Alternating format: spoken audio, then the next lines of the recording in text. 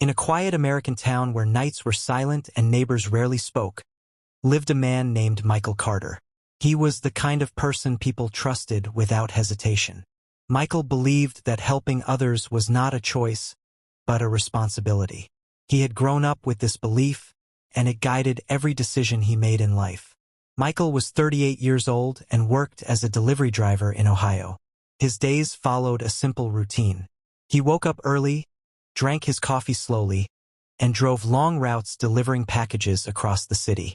His job was not glamorous, but it paid the bills. He lived alone in a small rented house on a peaceful street. Life was calm, predictable, and safe. Michael did not have many friends, but the few he had meant everything to him. Loyalty mattered more to him than money or success. One of those friends was David, someone he had grown up with. They shared childhood memories, school days, and dreams of a better future. Over time, life pulled them in different directions, and they lost contact. 5 years passed without a single call. Then one evening, Michael's phone rang. The number was unfamiliar, but he answered anyway. On the other end was a voice he recognized instantly. It was David. David sounded exhausted and broken. He told Michael that his life had fallen apart. He had lost his job, then his apartment, and now had nowhere to go.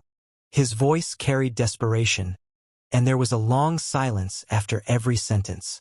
David asked for help. Just a place to stay, he said. Only for a few weeks until he could recover. Michael didn't ask questions. He didn't think about risks or consequences. All he heard was an old friend asking for help. Within seconds, he agreed. He believed that turning away someone in need was worse than any possible trouble that could follow. That night, Michael prepared the spare room, unaware that this single decision had already started changing his life forever. David moved in the next day with only one bag. At first, everything felt normal. The house felt less empty. They talked late into the night, remembering old times and laughing about people they once knew. David thanked Michael repeatedly and promised that he would find work soon. Michael felt good about helping. It made him feel useful and loyal.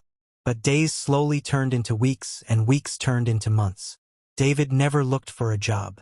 He slept during the day and stayed out late at night. Sometimes he didn't come home at all. When Michael asked where he went, David always had an answer ready. He said he was meeting friends or taking care of personal matters. Michael chose not to question him too much. Then the borrowing started. At first, it was small amounts of money.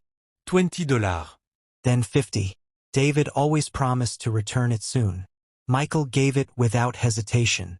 He trusted him. Soon, strange things began happening around the house.